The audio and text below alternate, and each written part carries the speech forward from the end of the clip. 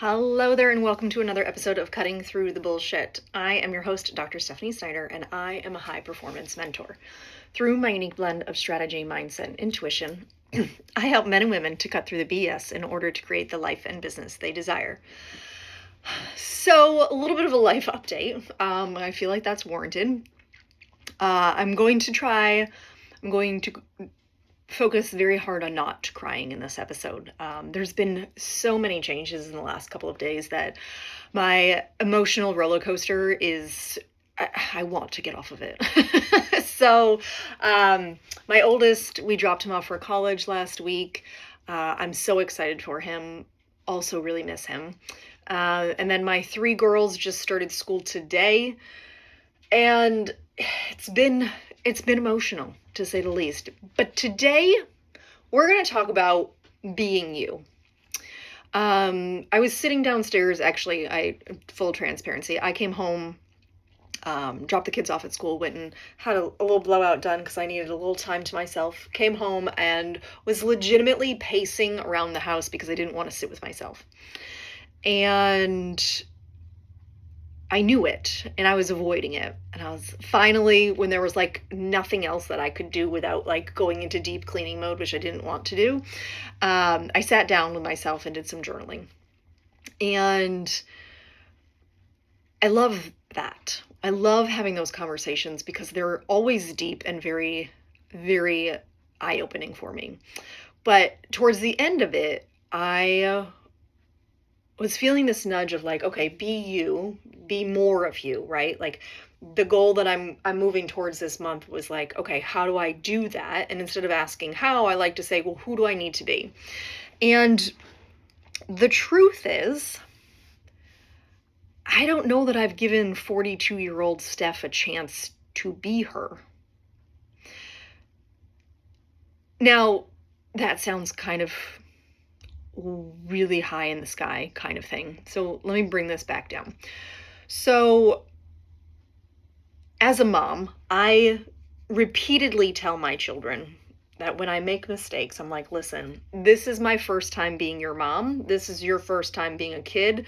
So give me some grace. I'm going to screw some stuff up along the way. I just know I am, right? But we're going to figure it out. Well, in the same caveat, right? This is my first time being 42. And I can't say that I've actually given myself space to figure out who she is, right? I mean, I know who she is. She's a combination of all the 41 years prior, right? But like, what does that mean? Especially, and I always kind of chuckle a little bit when new moms get a little bit of like freedom. And by that, I mean like their kid is finally napping or like sleeping and they don't know what to do with themselves. And they're like, well, I didn't sleep. Like the baby slept through the night last night. Woohoo, hurrah. But I didn't sleep because I was anticipating the baby waking up all night. So what do I do? Like, how do I function now with sleep when I haven't been sleeping for months, right? And I want to tell you that motherhood gets easier, but it doesn't. It just gets different. Real different in lots of good, amazing, incredible ways. But it's just, it's giving yourself a chance to know who you are is really what I want to come to here. So, a lot of people, and I've done this before, I love the $1 million version of me exercise. Love that so much.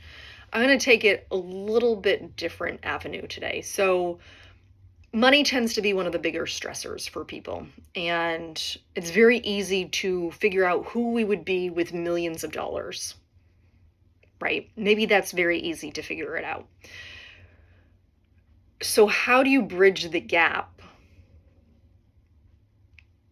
to figure out who you would be right now? I'm currently reading this book called Be Your Future Self Now.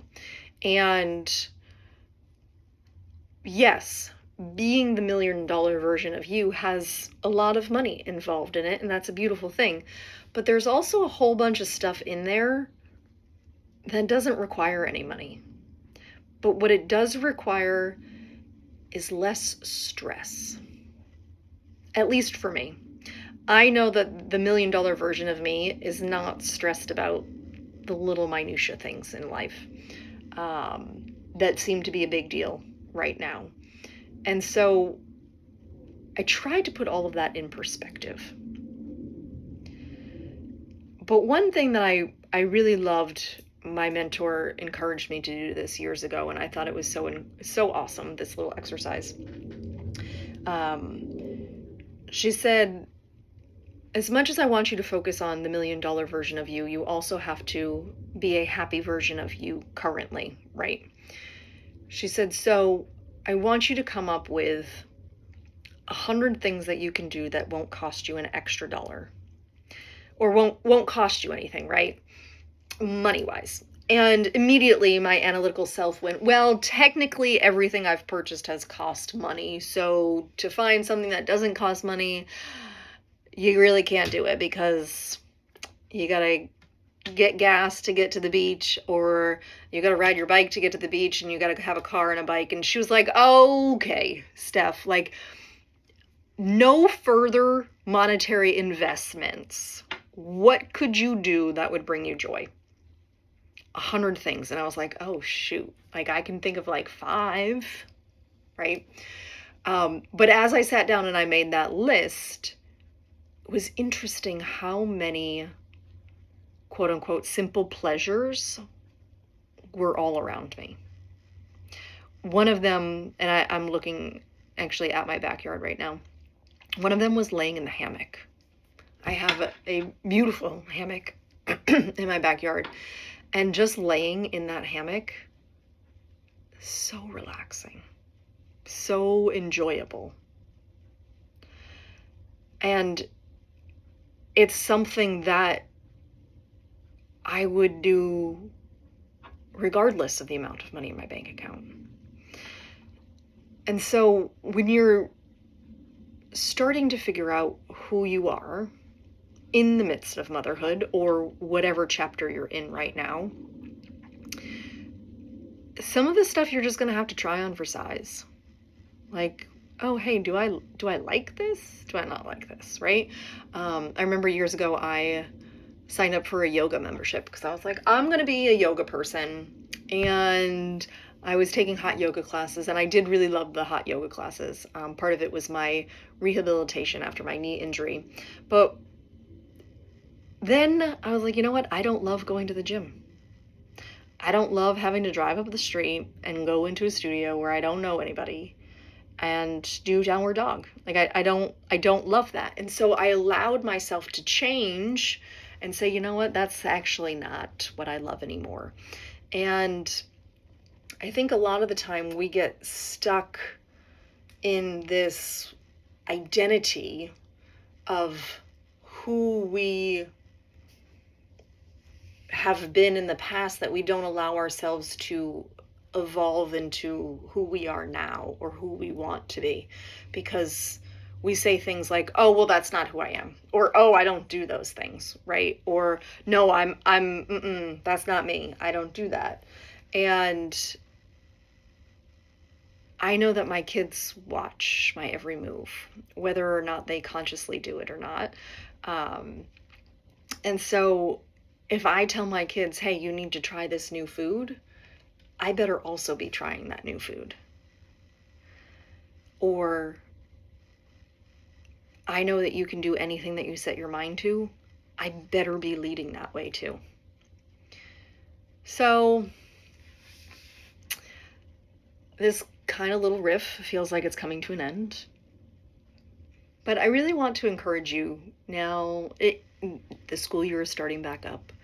Give yourself some space to figure out who you are now, as well as who you want to be.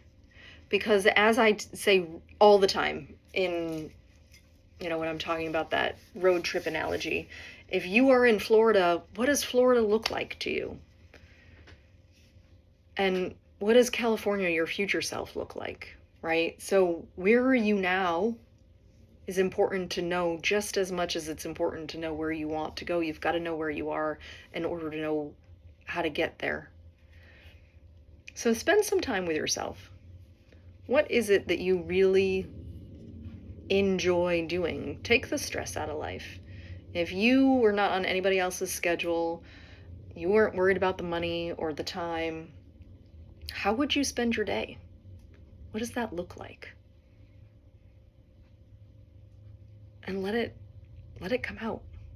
See where it goes. So, I'm sending you lots of love. I don't know if this episode is actually where I wanted it to go. It was just kind of a stream of consciousness, so we're just gonna roll with it. So, I'm sending you so much love. I hope you have an incredible rest of your day. And as always, be you, because the world needs more of you. Bye.